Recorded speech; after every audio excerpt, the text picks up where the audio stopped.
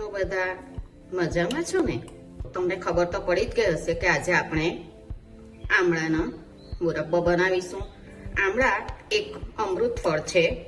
આમળા immunity બૂસ્ટરનું કામ કરે. Vitamins, mineral બધું જ આમળામાંથી મળે. તમે આમળામાંથી કેન્ડી, મુખવાસ, અથાણું કંઈ પણ બનાવીને ખાઓ અને આખું વરસ તમે આ રીતે બનાવીને રવા દેવાનું. એકદમ જ હેલ્ધી છે. આ નાના મોટા બધાથી જ ખવાય તેવો છે આ મુરબ્બો. ચાલો આપણે મુરબ્બો બનાવવાનું શરૂ કરીએ.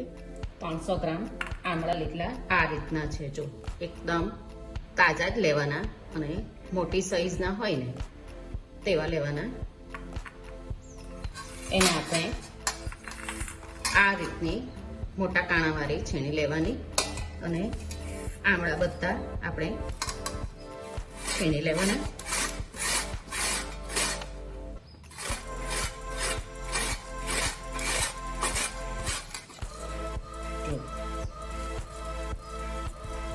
આ રીતનું છીણ રહી તેવી રીતે બધા આમળા આપણે છીણી લઈશું. બધા જ આમળાને આ રીતે છીણી લીધા છે. એની સાથે હું એક આદુનો ટુકડો પણ લઉં છું. આમળા અને આદુનું કોમ્બિનેશન ખૂબ જ સરસ લાગે. આદુની જગ્યાએ તમે સૂંઠ પાવડર પણ લઈ શકો 1 ચમચી. ખૂબ જ સરસ લાગે. આમળાને બી ધોઈને કોરા કરીને જ લેવાના. તમારે ભીના આમળા નહીં લેવાના.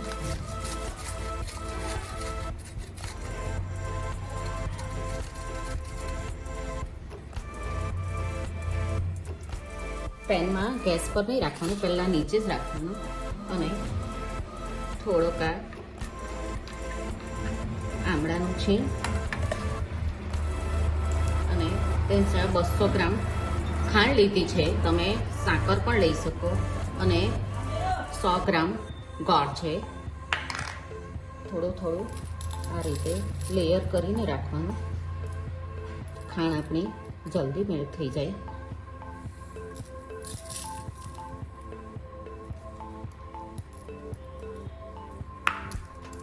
એટલે 10 મિનિટ રવા દઈશું ને તો પછી ગેસ પર મૂકીશું આપણે.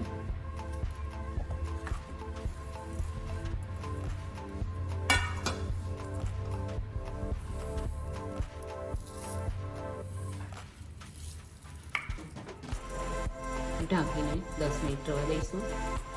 10 મિનિટ થઈ ગઈ છે. થોડી ખાંડ પીગળવા માંડી છે. ગેસ ચાલુ કરી દઈએ.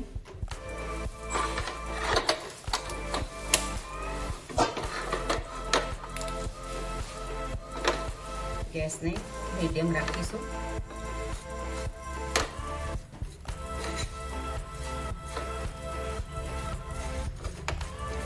એ પર આ તજનો ટુકડો, 5 લવિંગ,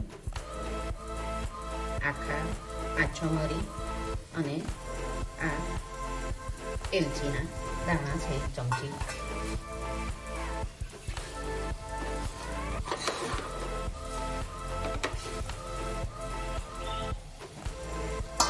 બે મિનિટ ઢાંકીને રાખશું. 2 મિનિટ થઈ ગઈ છે.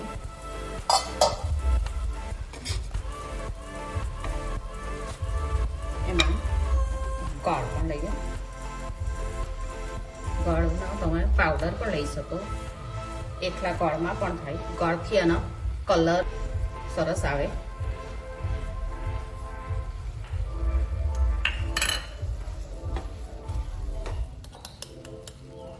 એક નાની ચમચી હળદર પાવડર લઈશું. એનાથી એનો કલર સરસ આવશે. અને 1 મોટી ચમચી કાશ્મીરી મરચું, 1 ચમચી બ્લેક સોલ્ટ સંચળ પાવડર, નાની ચમચી સાદું મીઠું,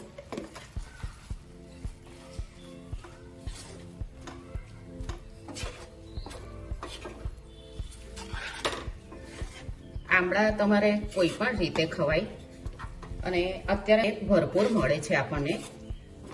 તમે મુખવાસ, મુરબ્બો, અથાણું, કેન્ડી, જ્યુસ બનાવો, રોજ ખાઓ ને તો તમે હેલ્ધી રહો. જો આપણો મુરબ્બો થઈ ગયો છે. વધારે પડતો ચાસણી નથી કરી નાખવાની, નહીં તો એકદમ સ્ટીકી ચીવડ થઈ જશે. આ રીતના આપણો એકદમ ચીકાશ આવી ગઈ છે. જુઓ, ગેસ બંધ કરી દઈએ. ઠંડો થાય પછી એરટાઈટ ડબ્બામાં ભરી દેવાનું.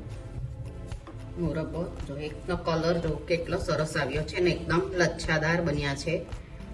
અને ફ્રીજમાં મૂકવાની પણ જરૂર નથી. આખું વરસ તમે બહાર જ રાખી શકો. એને આપણે એક કાચની બરણીમાં ભરી લઈએ. આ રીતે કાચની એક બરણીમાં ભરીને મૂકી રાખવાનું. આખું વરસમાં તમે આ ખાઈ શકો.